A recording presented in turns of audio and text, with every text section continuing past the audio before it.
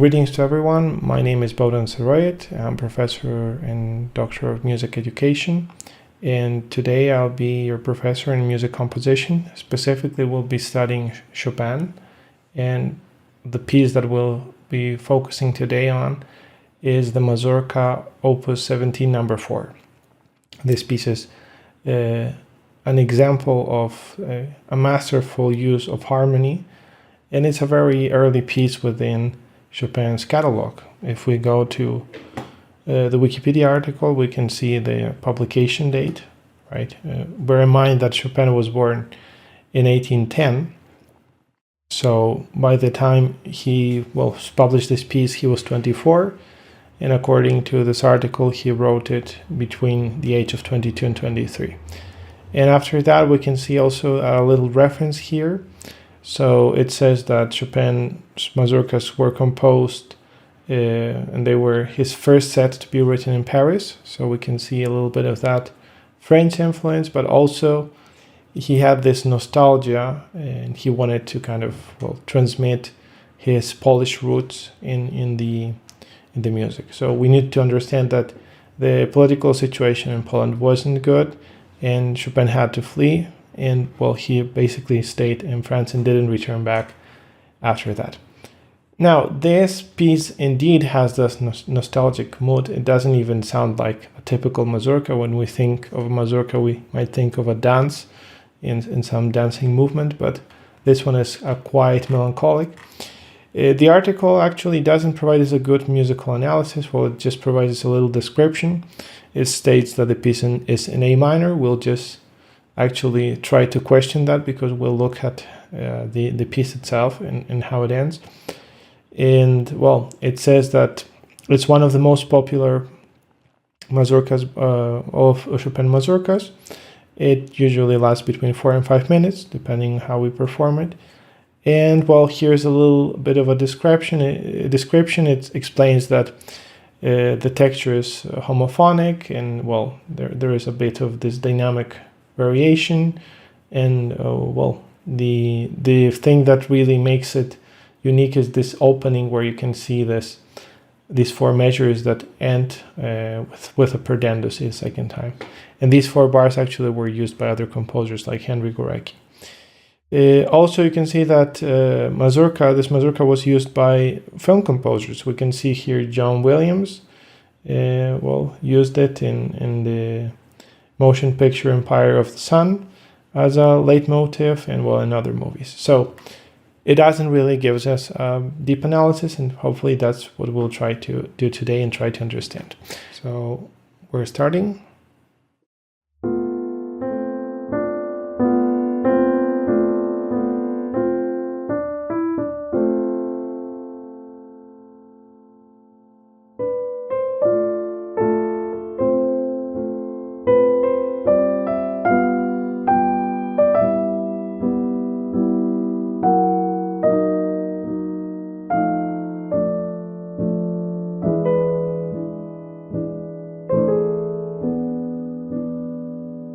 That's clearly like the first phrase. We had this little introduction that is delineated with this double bar. We can actually place it like that. I would like even to twist it a little bit and consider that a little bit of that resolution. It overlaps.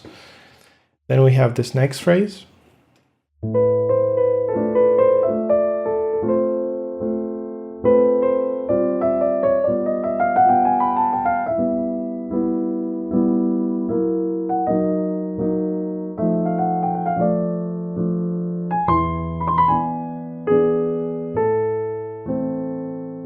Right? Everything very subtle, very elegant. That's the end of that phrase.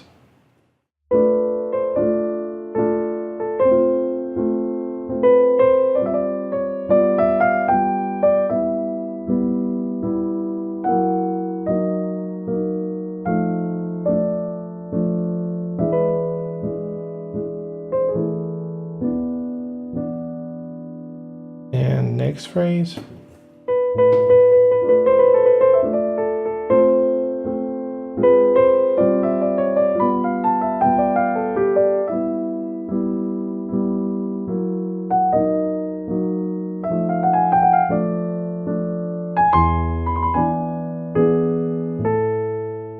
And that's the final part of this A. As we can see also in the Brahms intermezzo, we were analyzing Brahms intermezzo in A in the previous video, is this similar structure of 4 phrases that build the first block within A.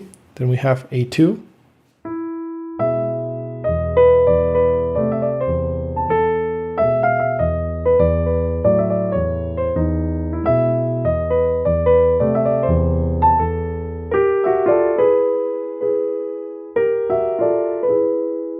A little bit more unstable, and then after this, again with a little bit of an overlap as happened with the introduction, we begin again with a theme.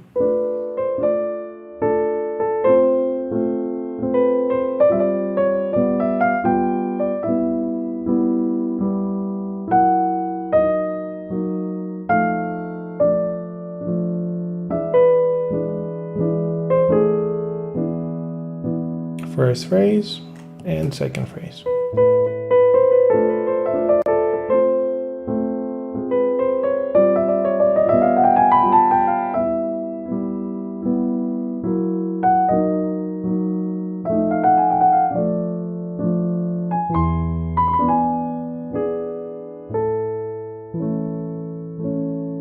And that marks a key change, so we're moving now to A major.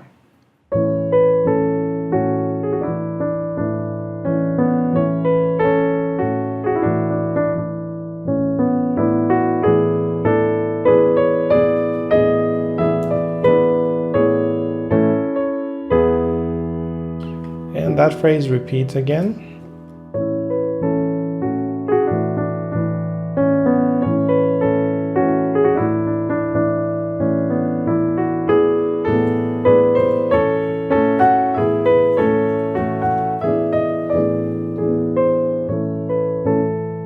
Again, smoothly we repeat the phrase.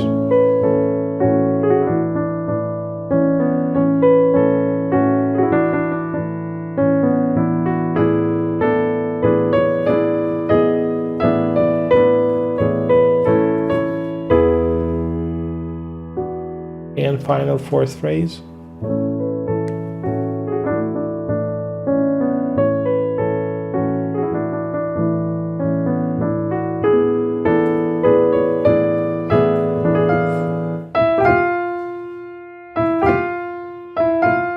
Right, in fortissimo we arrive to this climactic point, after which we return back to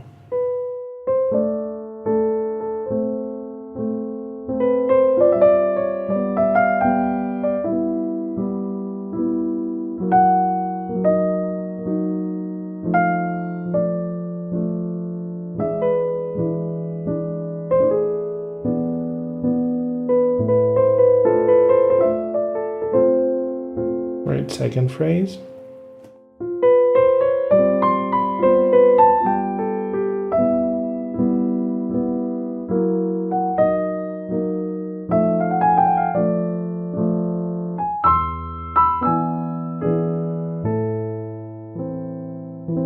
And we have the final section, which looks like a coda.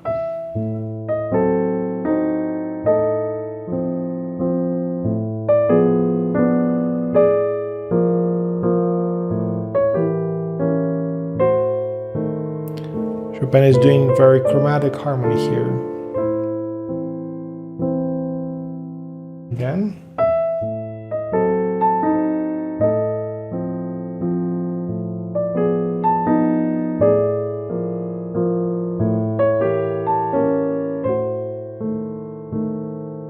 And we have the opening of the introduction.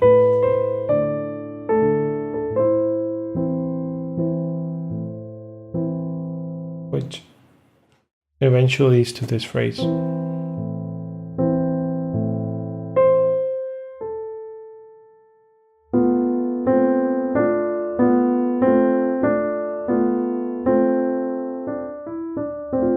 With prudency, right? He clearly marks the pedal here, but there's no pedal mark for that part. So this is the overall structure. It's an extremely exquisitely written piece. Well mannered in the harmony and very delicate in mood. What we see Here is introduction. Then the next part, which looks here with this theme, it's an espressivo, it's the A. Since there are different themes within A, we have here to make a decision, either to label this as a B section, but it's very short for becoming B, or to label this as a B section. And for me, it makes much more sense to call this as the middle B section. In that case, everything that's in between, this is going to be A1 with its 4 phrases.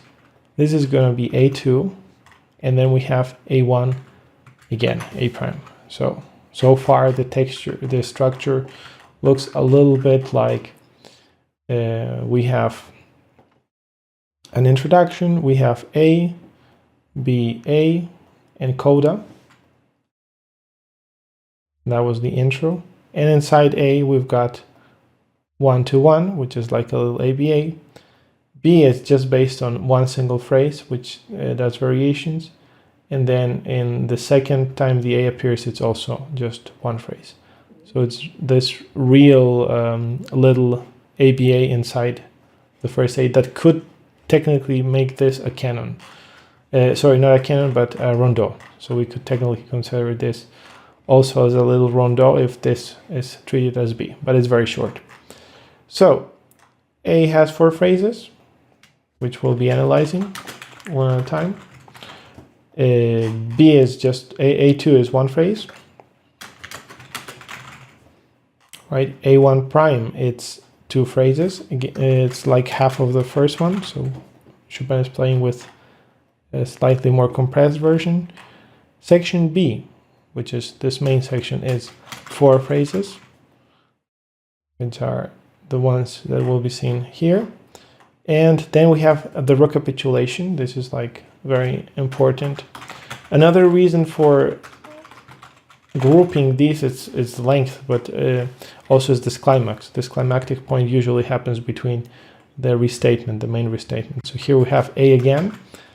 In this case, it's just A1, A prime 1, which has 2 phrases. And after that, all that is left is this little coda, which has, well, technically it's not so short. It's got 3 phrases, so we'll be later in here. And the coda is very interesting harmonically too. So we'll need to talk about that in a little bit in depth. So 4 phrases. 3 phrases. And technically, well, 3 and this could be split into 2, so it could be 4. We'll see that. Right, so without further ado, let's just start talking about the introduction.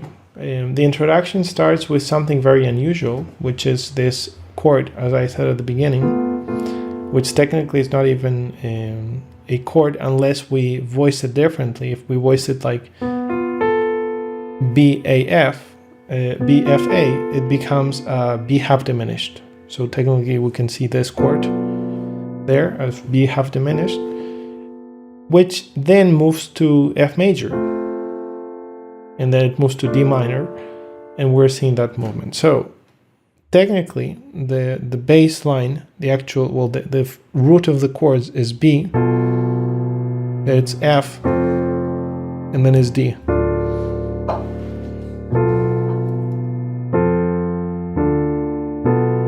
And as you can see, it's a very unusual harmonic, well, line to consider. Obviously, Chopin probably didn't think of it from that point. He clearly might have had in mind the main chord, which is F major, and we can see it repeated every group of 3. So it's stated here. And that F major, which is the main chord, is the 6th degree of A minor, right? And technically not even A minor, but A Aeolian, because Chopin is not playing with the minor mode. You don't see here the G sharp. The G sharp is really being delayed a lot. So this F major chord, which is also the chord with which the piece ends, technically makes this not a minor piece, because if we think in the objective way, the last chord usually is the one that defines the tonality. And in this case, if we're seeing F major, we should be thinking of F being the root. If that would be the case, then probably this piece should be viewed not from the A minor, this opening, but from F Lydian, right? And what is the Lydian mode? Well, Lydian is the mode in which we're having all the white keys, and we start on the note F, right? That Lydian mode actually is featured in multiple mazurkas by Chopin.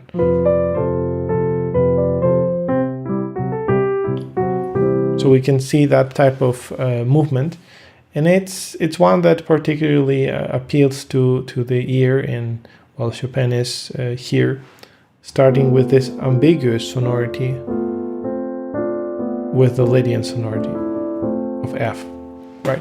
F, of course, being the 6th degree of A minor.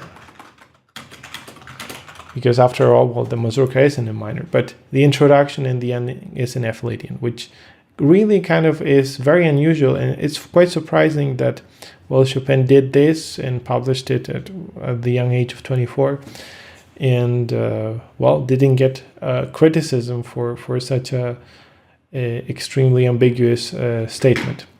Now, the materials that constitute this opening phrase are quite straightforward. What we see is this ascending scale, which eventually leads to a little run, this neighbor tone, and eventually that leads back to C. So the line itself is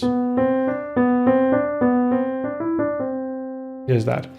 And of course, that element, which I've highlighted there with blue, it's very prominent. We can see it all across the theme, the main theme. It's built around that. So in reality, well, that ascending scale is really important. Now, what's really interesting about it is the limited range. It's just a third, and it's a third that's moving inside a 6, right? So those are kind of like the two main ideas. Chopin is playing with the element that we can call X. X is this ascending scale. And then Y, for me, would be the D6, right? So I'll write them here. X is the ascending series of ascending scale of a third. And Y is the harmonic interval, the harmonic 6, right? We have this harmonic 6. Now, Y is Y is really prominent because if we look at the left hand, there are a lot of these 6, right? So Chopin is really articulating his left hand around that concept, right? And we can highlight it with maybe, just thinking what would be the best way. We could kind of give it this bluish color, right? So that's the 6th, and that 6 is kept throughout there. We can see it again here. I've played it here, and it's also here, right? So these are like the main 4 chords that are moving chromatically down, right? So that's the introduction. I think it's a very expressive and little statement that, well, Chopin is melancholically restating at the end. The articulation is slightly different. As you can see, it says perdendo, and also you have these little dots, and it's more detached. There is no pedal, so it's meant to be played more like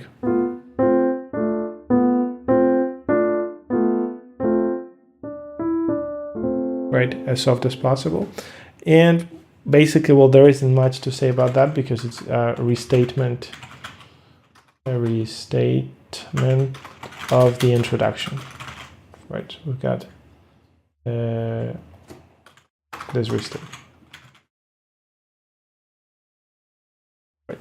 So going back to the beginning, let's now comment these 4 phrases.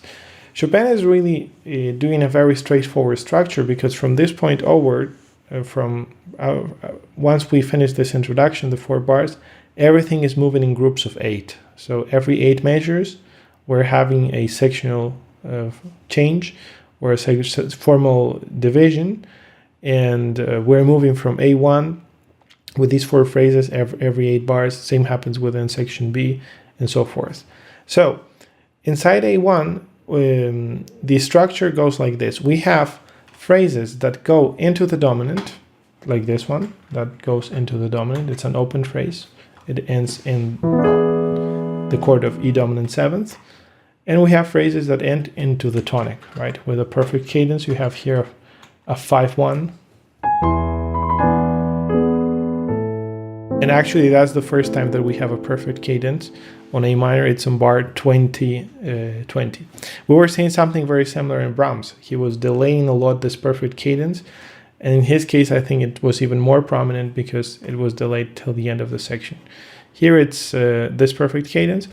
And basically from this point onward, Chopin is just doing the same harmony. Everything is the same. So we have first an open phrase, and then we're having a closed phrase. But the melody is being ornamented. So the melody has a little bit of that movement, ornamentation, that's creating more interest. So having said this, if we focus on the first phrase, what we'll see is that it has this opening idea, like I did in Brahms. So I'll be highlighting here with red. This is the opening idea. And that opening idea is the same one that we can see in the second phrase. Of course, the main concept is that the melody is being ornamented. So here it sounds like this.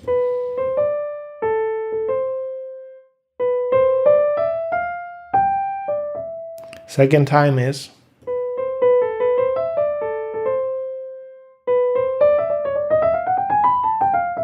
right, very expressive and different. Third time, Chopin is doing yet another version, and the fourth time we're hearing yet one more. Actually, this opening fragment, it's very prominent because we'll be hearing it also in A1 prime, and we'll hear it again here and also in the recapitulation. So I really think that it's a great exercise to just look at the different variations, the melodic variations that Chopin does of that opening idea throughout the piece. And we'll probably going to do that next. Now, the other thing that I will give blue is this, which is the closing idea. And the closing idea is different because the first time the closing idea is trying to go into the dominant, and then the next time it goes into the tonic. So again, we're having a dominant closing idea, an opening closing idea, and a closing idea. Right? So I'll label them here briefly. It's OI, opening idea, and then we have here closing idea, CI. Right? With this form, what we're seeing right in front of us is what I like to call a compound period, right? Which in this case is also made at the same time of two periods. So what we're seeing is a compound period of 16 bars, which is divided into two periods of 8 bars each, right? And just a quick reminder, periods are these structures in which we have an opening idea followed by a closing idea, and then it's being repeated again. Sorry, I think I've got wrong the numbers. I've got to fix this. It's not 16 bars. This is 32 and this is 16. That's the right one. And what we have is 4 sentences of 8 bars each. So that's going to be like the division, the proper division, which goes into those 4 phrases that I highlighted. So A1, it's here with the 4 phrases. Now, the compound period, how can we see it? It's the overall structure. So it's the one that's ending both on this tonic. So we have the first cadence here, and then the next one is that one. And all of that together makes 32 bars, which inside has this opening phrase, right, which kind of goes into the dominant, and then it has a closing phrase that goes here, and then again opening, and then again closing.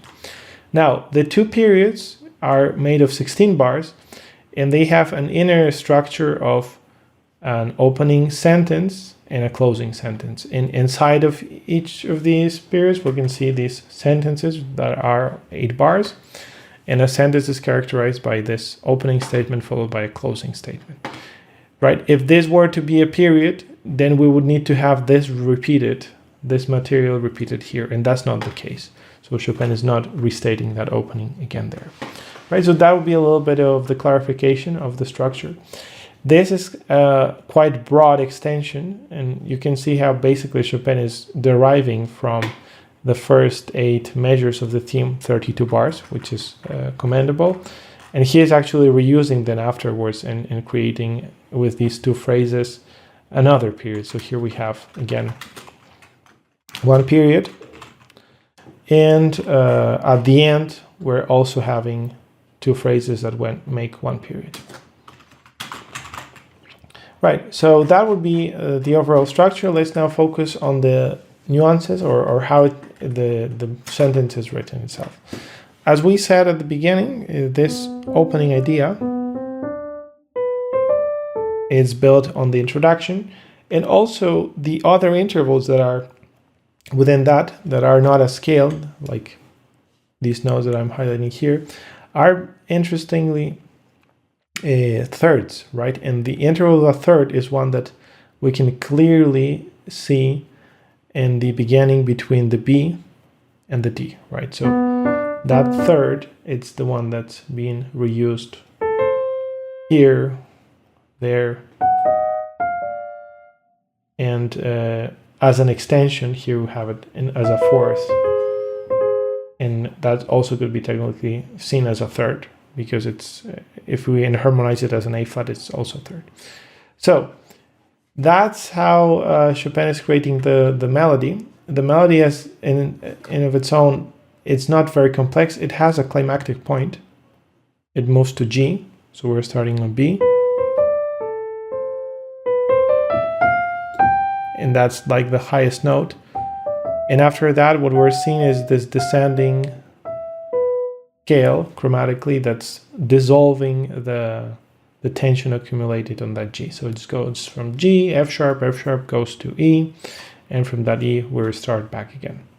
So in of its own, the melody has a clear pathway. The complement in the left hand, it's probably one of the most sophisticated ideas that Chopin has. So he starts with the D minor chord, and the D minor chord technically in A minor is just fourth.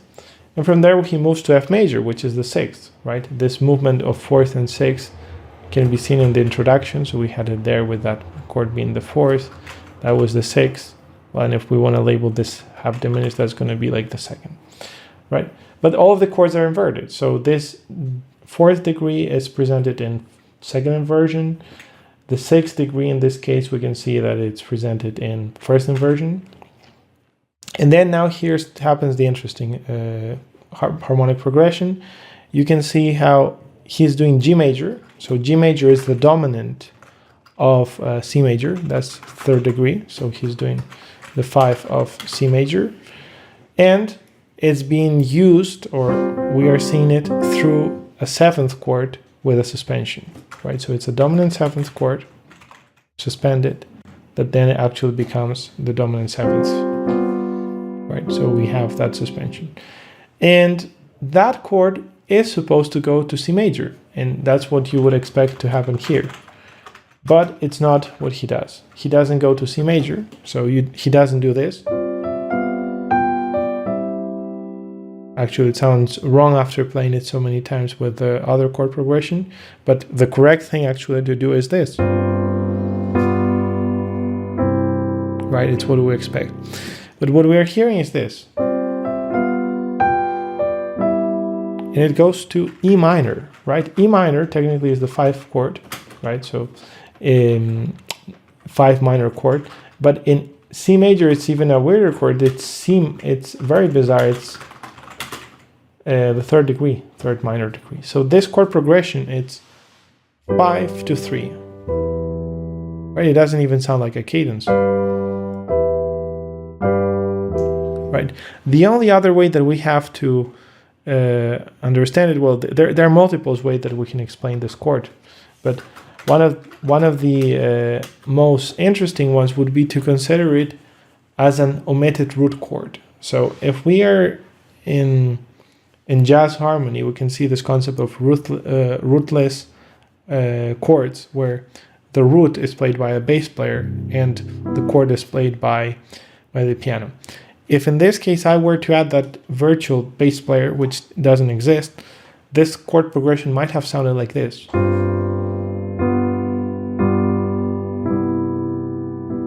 Right? In which case it resolves. It's C major 7th, right? So I could, in theory, argue that I'm going to a major 7th of C major, but without the root. So root omitted. And that root omitted it's really interesting. So Chopin is not presenting C major in any part. We don't see it even like that. It's directly, and is the 5 to 3. But of course, if I were to add the bass, makes much more sense to do the C, right? I'll play it. There we have it. And why do we focus so much on this? Well, of course, it's a harmonic innovation to do that. I don't know of many composers that actually did before Chopin this chord progression. But the interesting thing about it is that this becomes a trademark of what happens next. So these two bars are being condensed, and now what we're seeing is that same chord progression. So what we're seeing is a sequence, a descending sequence, and we can see this 5 and 3, right? And 5 and 3. I put it with a question mark because it could be also considered as this imaginary tonic with the omitted root of the following keys: B major, and this would be B flat major, right? It's a very unique harmonic progression. It sounds like this. It's almost as if we're resolving directly the dominant 7th one into another, like that, right? Actually, that's like the final dominant 7th. I forgot to add the 7th here, but well, they're present. And they are having this little passing note, because if you look at this, this D sharp is the same as that one. The D is there, so we're like anticipating that D sharp becomes E flat. It's an inharmonic modulation, and that D is being reused in that next dominant 7th, right? So this is all accompanied by a harmonic melodic sequence as well, because that G that I pointed out, right, it goes to E, and that G, F, D, F, D keeps descending, right, until we arrive to E. And the distance between E and G, it's also a third, so basically everything is very cyclical.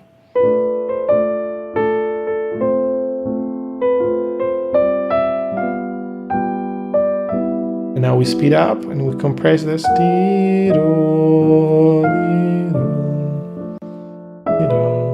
That's actually a very unique harmonic rhythm, melodic rhythm. So in the melody, where instead of having just Chopin is doing this iambic rhythm where the first beat is really short and the second one is long. So it's the 16th note.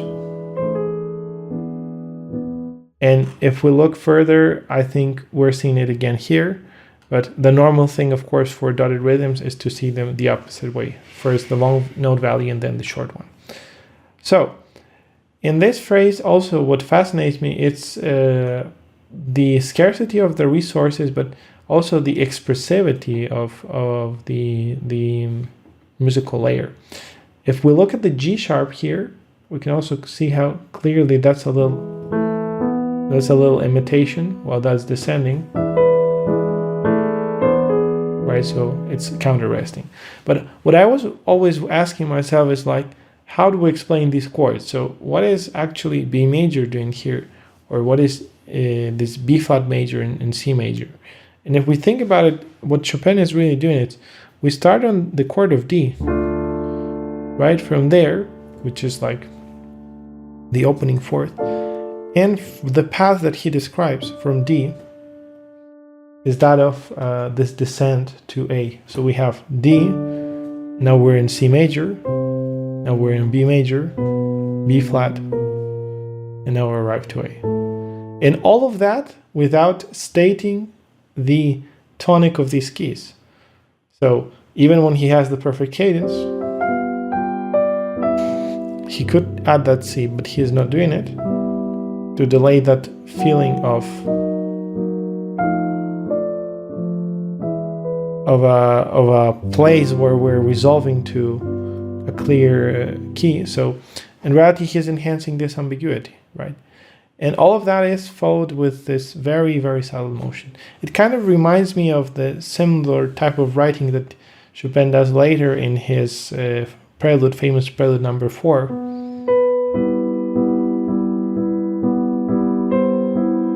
Right, it's also based upon this repeated left hand and a chromatic descending. And some of the chords are very similar. You have this same chord progression that's featured here. So that harmonic progression, the good thing about it is that it's being reused all the time. So the next section has exactly the same chords, right? This next phrase, but in order to make it end on the tonic, once we arrive to this dominant, instead of staying on the dominant, he just does a 5-1, right? And the next phrase, it's exactly as the first one. And the fourth phrase, as you can see, there's a little change, and is this beautifully added F minor. So we have the same F major, and now as a passing note, we have this F minor, which clashes with B.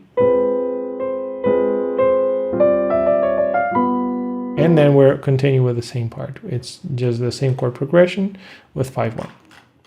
So now the last thing that we need to try to understand is, how did Chopin write the melodies? What did he do? And what he is doing here with the melodies, it's a little variation or melodic change every time that the melody is presented, right? So let's compare like the first bar of each of these statements and see what are the different options. At the beginning, we have this. It's a very flexible rhythm, by the way. So you have this dotted rhythm and the grace note. The second time we have triplets. Actually, triplets with a dotted rhythm. And this motive of the triplets, it's not new. This motive of the triplets we already have seen this before. So let's highlight it. It's been featured here. Right, so we have those triplets and they're being reused in this case. Now, next time is the same phrase, so I won't be playing that, but here he's doing a very interesting variation with a repeated note. Right?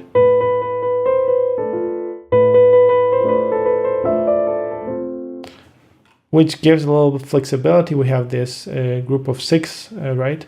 6-tuplet that's being reused afterwards. If we look further, this is quite similar. Then we have a little simplification of that. Right, it's similar to that repeated group of 6, but Chopin is simplifying it to 4.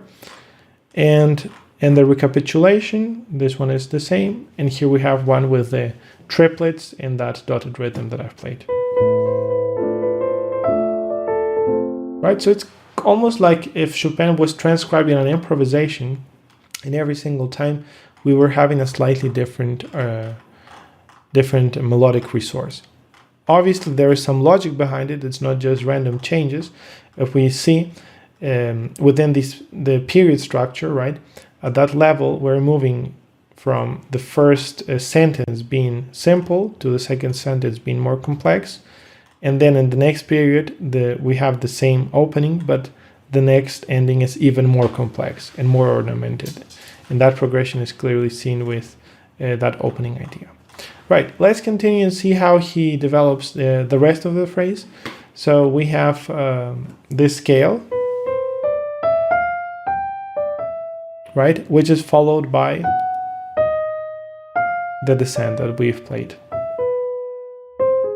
Right, so the first thing that strikes us is these florituras that are basically long runs of notes that are not measured. So there are different ways we can play this. We can be speeding up a little bit towards the end, or playing them evenly across the notes, for which we would need to count how many fall into the 3 beats. And that type of ornamentation is different each time, right? So we can clearly see how that one is not similar to this. Let's play these just to compare them. So we start with the first scale being quite straightforward. Second time,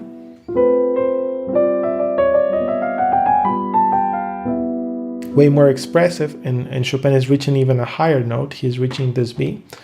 Why is he doing so? Because by reaching the B, the next time we arrive to the highest note, which is this C, right?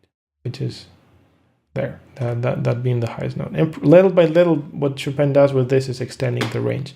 If you look, we start with the G being this highest note, then we're having the chromatic scale that leads us to B, and then from there we arrive to C. Currently C being the highest note. Now, second time, we can see it here in the second period.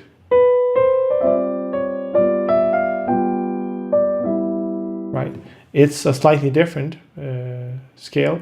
We have a mordent, which kind of looks very Baroque, but it moves from actually 3 different subdivisions. You have speeding up, because we have a division of 2 notes, a group of 3, and then a subdivision of 4. And the last one that we can see here, it's this. It almost looks like a circle of Fs, but what it is in reality is this descending sequence of, right, moves in opposition to this.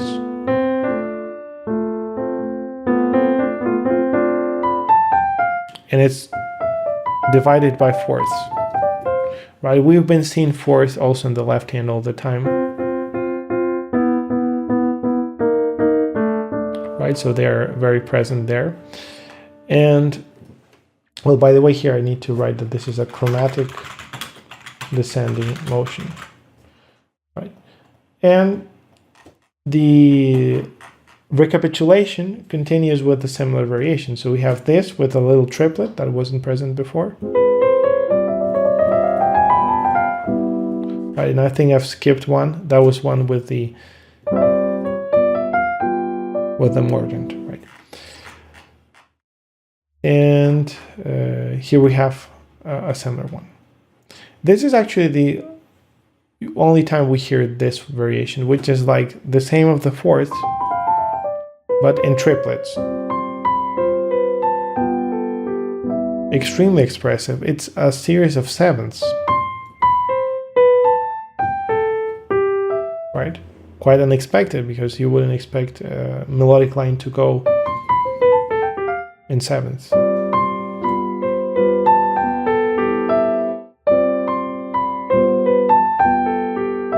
Right, and it falls there very beautifully. Mostly because of the melodic line, overall line of that is above and below. This is a very effective way of building a melody around broken intervals. Right. It goes in an emiola, by the way. So if we look at this, what Chopin is doing here, it's breaking it down into groups of 2 within the subdivision of 3. That's also quite remarkable. Right. So as we can see, as we move forward, well, the last bar, it's the one that changes, right? So Chopin either has this formula, which is descending, right? Which is the one that we can see here, identically repeated in bar 25.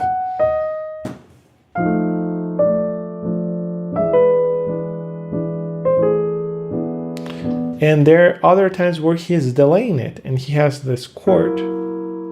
And this is very, very profound, Then we have this silence and pause in the right hand.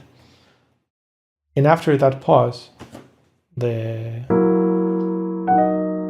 grace note actually does a very speeding up version of that F sharp going to D. And this is a unique ornament because it goes with a chromatic scale down to D, and it also has this little neighbor tone, right? Which is an appoggiatura, really.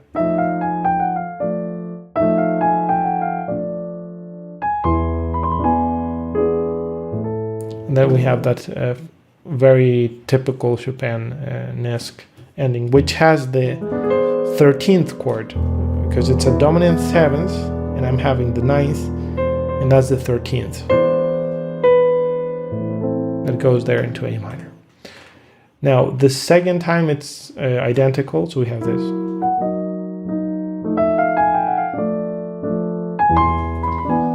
So actually, what we can notice is that the blue parts are always the same. I mean, well, there are two different versions of the blue parts.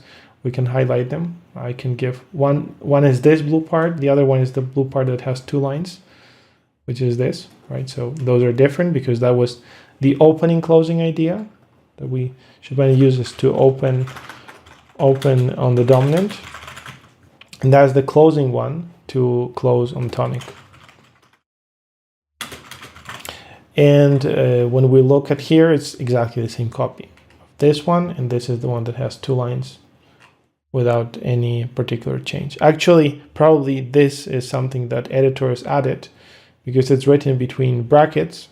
Chopin didn't include it, but since it appeared the first time and Chopin is copying and pasting the same music, they've decided to include it there as an editorial addition. Then here let's continue looking at the blue part. So we have this is the same, and here we have exactly the same there. Well, primarily the main difference here is that we have this Picardy third, right? So this is a Picardy ending, which makes it sound in major. So instead of going from A minor from E dominant 7th to A minor, he goes from E dominant 7th to A major, right? And if we could keep moving further, this blue is the same. So Chopin is not innovating there a lot. And this one is slightly different, but it's the last time that Chopin does the statement, which is quite nice because we have a little bit of variation. The first time, remember that we were always hearing it with this mordent, and now Chopin is adding a note above. And that's actually the highest note of the piece, by the way. So quite remarkable that we're hearing it the very last time that the theme is being presented. So he could have done this earlier, but he decided to keep it till the end, until we hear the final closing phrase. So this is it. I really like the way that Chopin is evolving the opening themes, or the opening ideas. They're every time different and unique, in spite of being the same chord progression. But in the closing idea, everything is much more stable in order to provide this sense of unity. And you have two different ways of ending, either this one or the one that starts with the rest. Right, so without further ado, let's play now again this first A section in common insist on these elements. So here we start with the middle theme and the middle voice, which has the main ingredient, and that's 6. And now we begin with a D minor chord, which in reality it's ambiguous because it can be seen as D minor also with the beats have diminished. And now it's clearly D minor, F major. Everything moved in scales, or you have the other movement is thirds. And the harmonic progression, as I said, this dominant to third, very unusual. Dominant to third, dominant to third.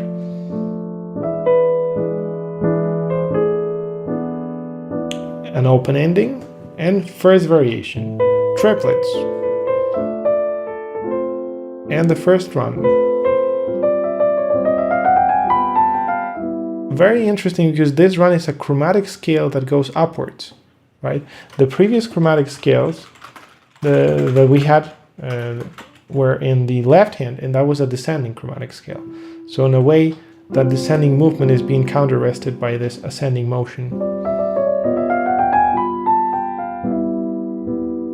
And the melodic initial line, which was diatonic scale moving up, now it's a diatonic scale moving down.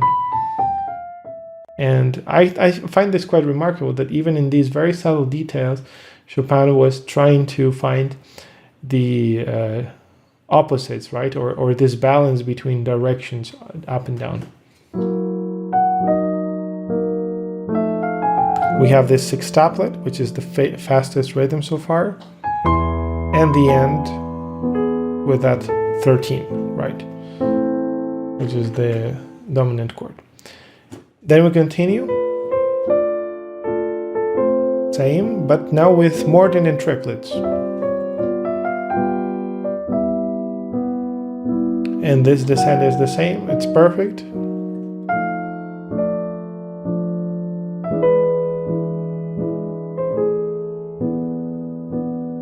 Then we have again phrase last time, but it's much more intense. You have this repeated note,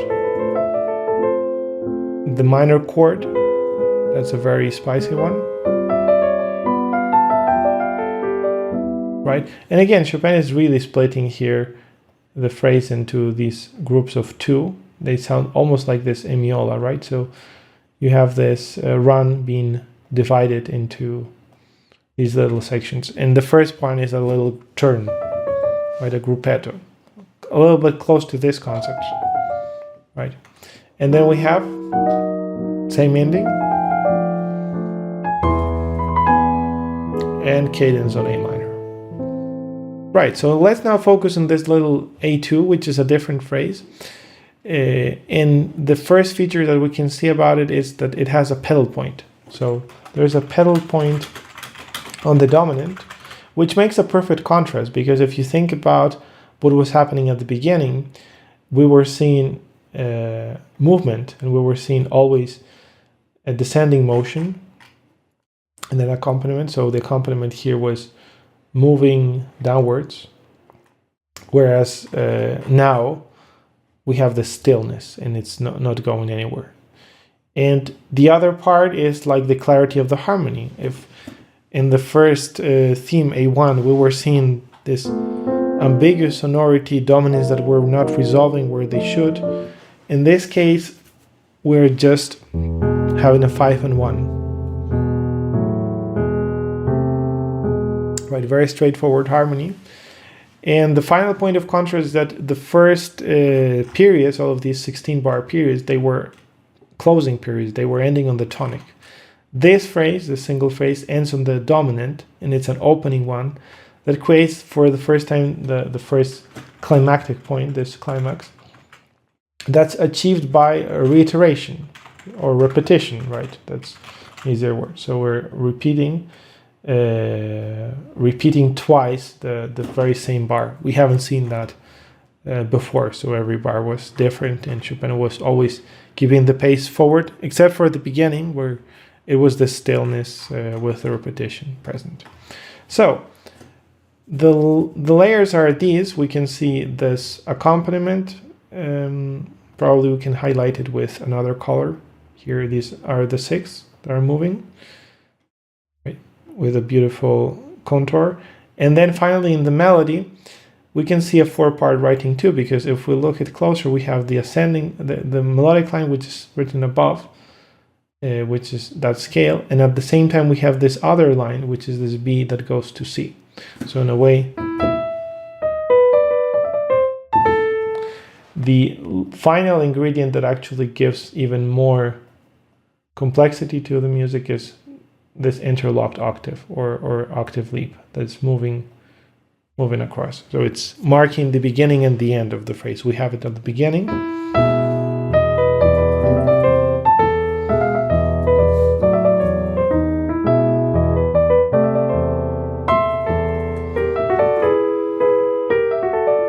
Right, in 3 against 2, I didn't play them properly. There, actually, the score tells us to play it at the end, like that, but that might be more accurate. We have both versions for that. Notice how in this phrase we have actually a pickup, something that wasn't happening in this case. So the original theme was a theme that happens on the downbeat, and this one happens on the pickup. So all of these ingredients actually contribute to see how Chopin is evolving and making A2 a very different theme. Even if we look closer, we can find still this unifying logic. I might actually pick a slightly different color for the arrows. Let's do orange maybe. So from E we're going to A, and from A we're going to C, right? That's actually a very important element that I tell all composition students to include. And it's the triad of the tonic chord in the melody. So we can here clearly see an example of that.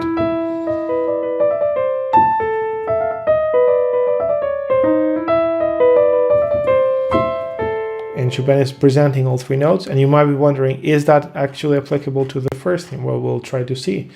So Chopin is presenting the C at the beginning, we have the A, right? So those two notes are present. And from that point onward, let's keep looking. So we have the C, we have the A, we need to find the E, and the E is actually this note. So they are all very structurally prominent. You have, if that C actually is a passing note, well, that one is a more important one. You have this A, C, E, right? And that arpeggio is unifying. You find it in all themes. We can actually even look quickly at the B theme, and we'll also find an arpeggio, A, C sharp, A, and E. Right? This is actually a very beautiful contrast because the right hand now it goes downwards with the arpeggio, when in the original theme the arpeggio was an ascending arpeggio. Right?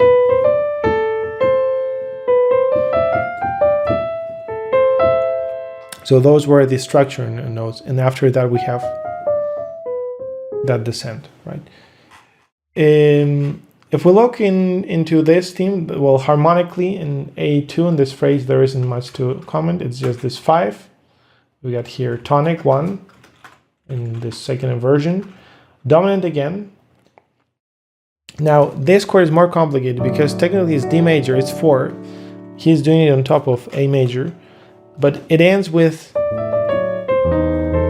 the diminished chord, which I would treat as the diminished 7th chord of the dominant. So it's a secondary dominant.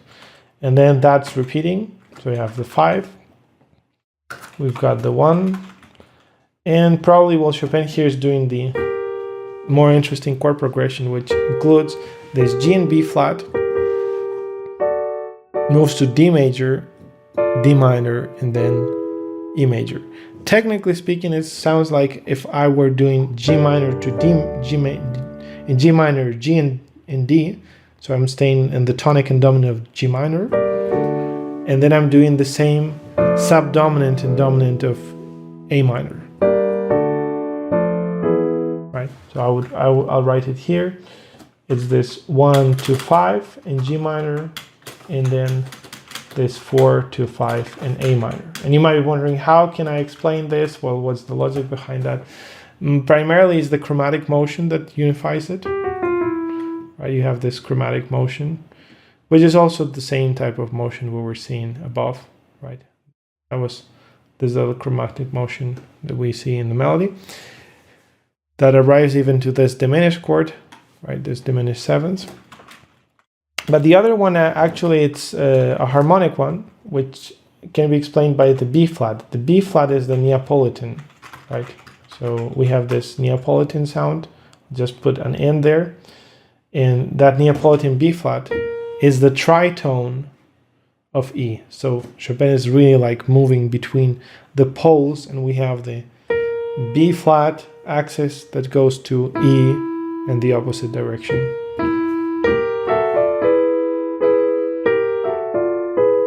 And that's actually the chord at which it ends, right? So very simple, but at the same time very subtle phrase, where Chopin is creating also very beautiful variations. Just look at how melodically this is a masterpiece of improvisation, melodic improvisation. First time is like this. Second time is. Third time. And then, well, we've got the answer. But he doesn't even repeat it. Every single time that we hear this opening statement, it's a different one. And of course, well, this would be technically, there are two ways we can look at it, but I would argue that this is a period in which we have the opening idea presented at the beginning and also repeated in the same form here, because that's where the harmony matches. And then we have this closing idea that's very similar to A, an almost variation, and then we've got this contrast there. So in this case, we're having more of this period. Mostly I'm connecting these two instead of these two, because if I look at the left hand, what I'm seeing is E major going to A minor, which is the same chord progression as bars 41 and 42. And the next group, 39 and 40, is different. It goes E major to this D major on top of E. So it's why it's labeled as blue. Right. So having commented this phrase, we're moving forward.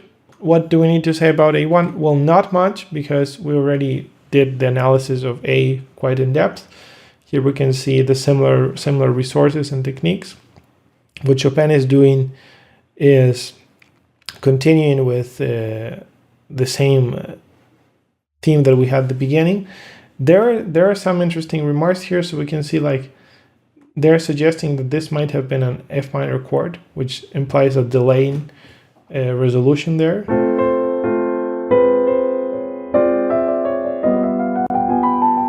Right, that might work. And of course the runs are the ones that are expanding and becoming slightly different. But in this case, I believe that actually Chopin is, well, reusing the ones we've seen. So that was already present there. And the beginning with that mordent and the group of three, we're seeing it here. So basically he's like cherry picking from the different variations he already had in A1, and that's basically what we're seeing here.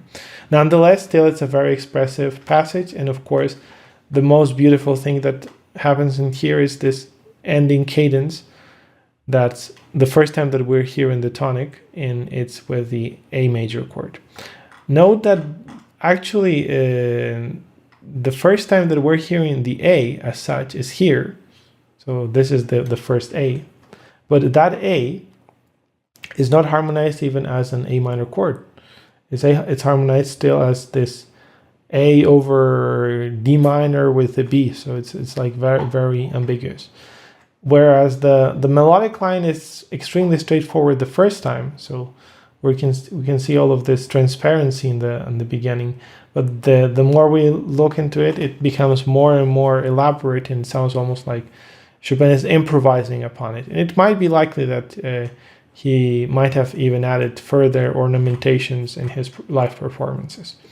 So now we're moving into the final part. Well, actually not the final one, because still we have the coda after this, but this part where he is doing the middle section. So this is much more straightforward writing, and it in a way complements the two ideas that we had in A. So as you can see, we already said that A1 had an ascending arpeggio. Right, here we have the descending arpeggio, but at the same time it complements the pedal points that we've seen before. So if you look at B1, the pedal point was this, and the dominant, right? It looks like an inverted bass by the waltz, by the way. So the normal thing for a waltz would be. But interestingly, Chopin is doing just this, right? And now none of that motion is kept. All we have just this fifths, right? Open fifths. So it's this parallel fifths, which is a pedal point on tonic. On tonic and also the dominant, both are present. And the concept of fifths, it's really enhanced here with, well, a quintal harmony. We have a quintal harmony, which is a chord built from 2/3. So we're just put a chord of 2/5, sorry. So we're having 2/5 that are overlapping. This is a very open sonority, right? We might be seeing that a little bit in Liszt. In his Mazeppa waltz, he is also playing with these wide chords where the harmony is based around open fifths. And inside of that, well, the layer, it looks almost like a quartet. We have a string quartet. We've got 2 players here, or 1 player doing the pedal point. And then we've got the dialogue between the right hand. So there is this one, and there is the answer. And the dialogue between them happens like this.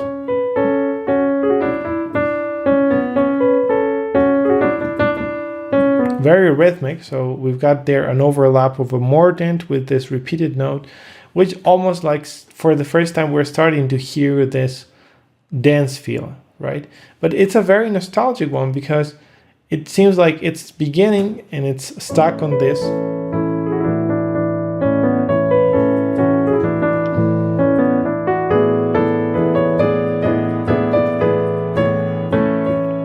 But never resolves, it stays there on the dominant, right? And actually, I think that's what happens in all the phrases. So we're not seeing the tonic in any of them. They're all unresolved. They're all on this dominant field, right? And well, that counterpoint should be highlighted there, right? So we have this little dialogue. Now, what is the organization of this, or how is the structure? So we have 4 phrases. Clearly, Chopin is playing again with the same concept of having an opening idea here that he is repeating 4 times, which makes a compound period and also a period of 16 bars. So we have a compound period of 32 bars made of 2 periods of 16. And these are made of 4 sentences, in this case, of 8 bars. Right? And in each sentence, I think that the division is quite straightforward. What we're seeing is first the red element, right, which is this descending scale. And after that, Chopin is just without the imitation, because here we're seeing this imitative counterpoint. He's just with a straightforward line doing an ascending scale, right? So it's always in the opening idea, the descending motive with counterpoint, and in the closing idea, this ascending scale that actually doesn't resolve. It stays on the dominant, right? There are 2 ways in which Chopin stays on the dominant, and we'll be looking into that shortly. So what we can see is the first one is moving from this harmony to straightforward 1 and 5, with almost like a tutti gesture, right? And the other way is actually to continue with the 5 over tonic. So you have this dominant on top of the tonic that actually doesn't resolve into that bar, but resolves into the next. And those are the 2 ways. And of course, this second one is the one that prevails here, with that phrase that we'll see. So, melodically, I don't think that, well, there isn't much more there's always a lot of details we can be talking, but mostly that's what is happening. It's a very clear writing. Rhythmically, we can see this rhythm of short, short, long, long, short, short, almost like an ostinato.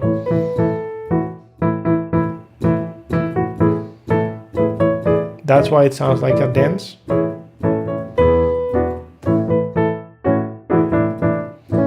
And of course, with that variation of the triplet and repeated note, it sounds almost like we have this drum in the background that's insisting.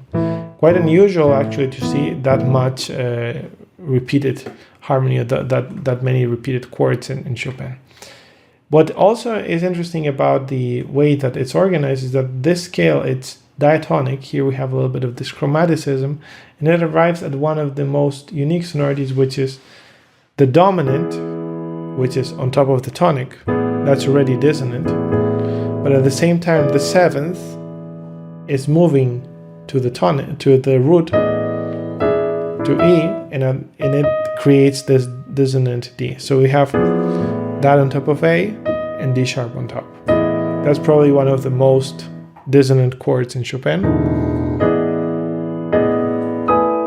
Right. And it sounds and makes a lot of sense in the context. So you have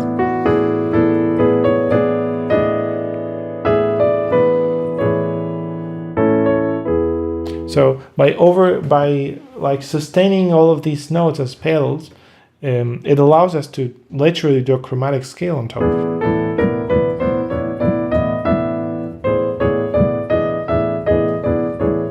That's what's happening there. Chopin actually plays with that concept and does more of the chromatic scale later on. So we can see it here.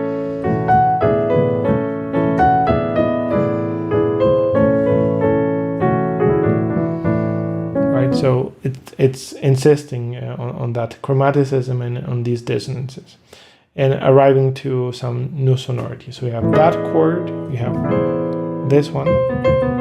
There are two dissonances there. They're combining. And the final statement, actually it ends with the widest dominant. It's a dominant chord with a ninth, dominant ninth chord, flat 9, on top of the tonic, right? Which ends with this Phrygian half cadence. Why are we calling this Phrygian? Because technically, well, the scale of E that has no accidentals is the Phrygian scale, and is the one that we're seeing here, and it's been used actually to modulate from A major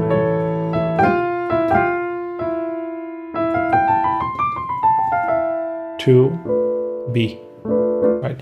And of course, remember that it wasn't really not to be to A minor, but it's not really this A minor that what we're hearing. It's more of a Lydian modal sound that we're starting with. So it's this F that's been kept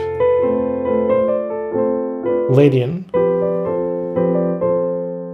and the point that connects it, it's Phrygian, and then we stay on the F, which is the ninth, and it becomes the note that connects and eventually resolves into E. This is a very, very subtle thing that you need to have a piano that has good resonance, so you can hold and maintain that F and keep it until it resolves into E. So after that, we're looking now at the coda. That's like the final part. I think we already made a good comment of the recapitulation.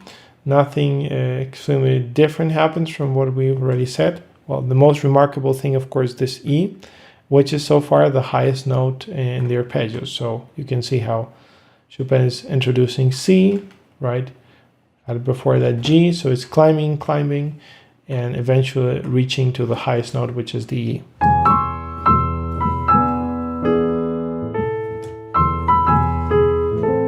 Right. After that, the entire coda is based on the pedal point, on tonic pedal point. So in the coda, we can see the A being repeated all the way through. It's always in the bass. And then, well, we have that mysterious restatement of the intro, which sounds in F Lydian. And at the same time, the harmony here is a very chromatic harmony. It doesn't start with the tonic chord. It starts with a diminished, right? And this diminished chord is actually the dominant. It's a diminished seventh of the dominant, right? So it's supposed to go to E, but it actually doesn't go to E, but it becomes an augmented sixth chord, right? Chopin here is doing an Italian augmented 6 chord. It's another chromatic chord that goes to the dominant. That goes to another diminished chord. This time, this is the actual diminished chord of the tonic, and it's supposed to go to the tonic, but it doesn't go to it, but it goes instead to an augmented 6 chord of the fourth. So we have here the German augmented 6 of the fourth degree, and that goes to the dominant of the fourth, which is supposed to go to the fourth, but it doesn't go to the fourth. It ends on this diminished chord, right? Which is the dominant of G, right? Is the dominant of the seventh. And the seventh is actually, well, becoming afterwards this cadence, right? It's a plagal cadence. It's actually a cadence of 4 or 2 have diminished seventh to A minor 1. This cadence is a restatement of the opening. So we have that beautiful restatement at the same time, a plagal cadence this time, right? So Chopin is transforming this second time.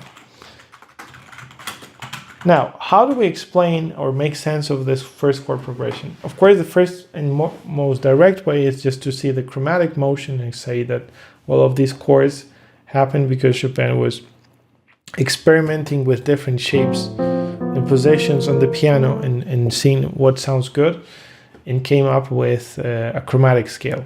And I don't doubt that, of course, piano improvisation was an important component there, but clearly there is more to it, and it's not just this abstract logic, random improvisation, right?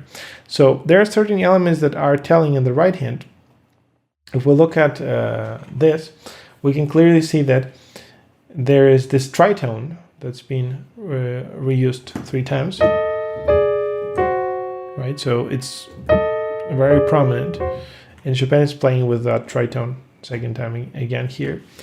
And it really appears from the melody itself. So it's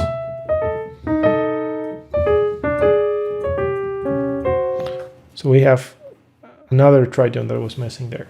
It's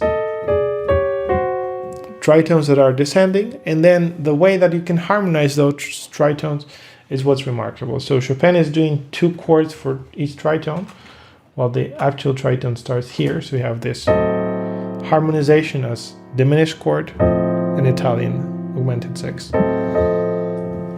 Second time, we have this again diminished chord and German augmented 6. Then we have this dominant 9th chord of the 4th and diminished, which eventually leads to the last one, which is this. The difference between the previous ones is that these were chromatic, and that's the only tritone that's diatonic. This tritone is diatonic and is the main tritone that we were seeing at the beginning and we see at the end, which is this one. Right, so in a way it's like Chopin is trying to arrive from E, being like the top note. It also connects with the high E that I was pointing here earlier. And through this descending motion, we arrive to B through a series of tritones. Right, we can hear them.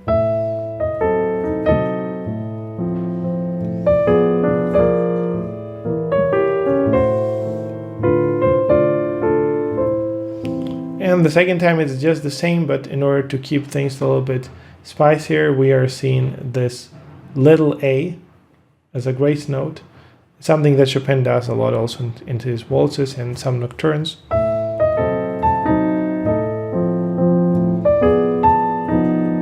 And I missed there the note.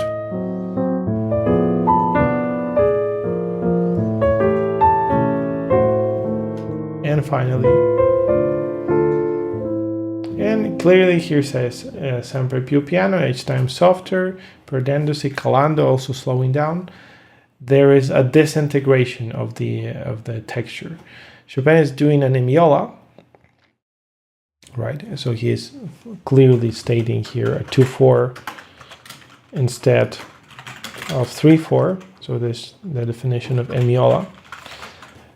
Very beautiful example, and it's a fragmentation of the ingredients that we had before. So if I were to highlight them, you have this AC, CA, which is on the right hand, and the left hand we have this chord, which is inverted. So first time we have them, and then backwards. It's almost like this nostalgic return back to the roots, right? And it's a quite deep and melancholical feel, right? So this is what we've got.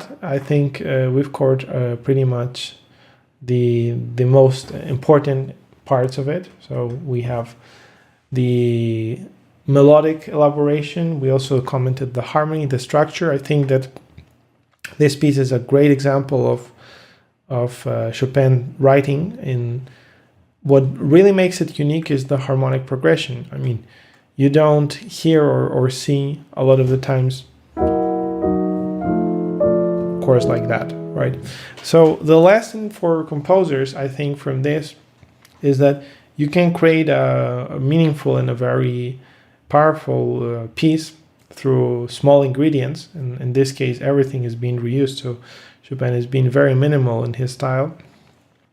And at the same time, the way to make it unique is through sounds or chord progressions, in this case, that you don't see in other pieces. Chord progressions that make your piece unique and make it stand, right?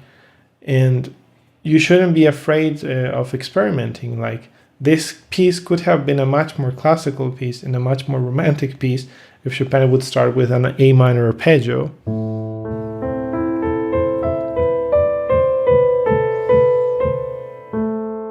And then, or a dominant.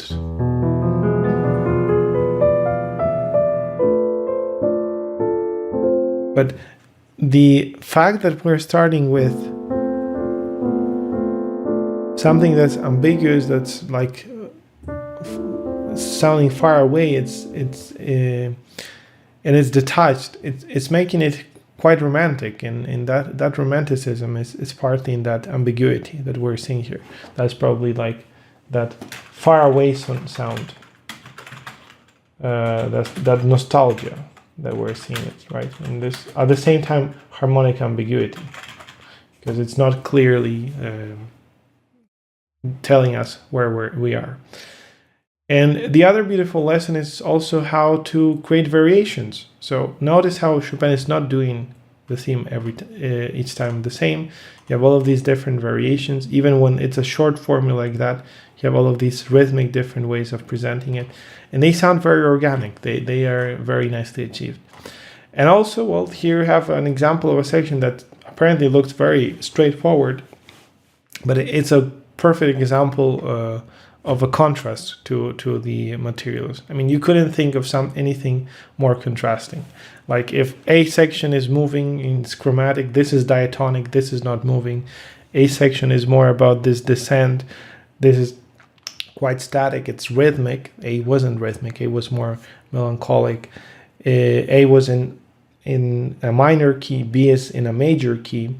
In section A, where we're seeing all of those ornamentations, here none of those prevail. We are only seeing the same statement. So it's a great example of how sometimes simple ideas, I mean, this idea of its own,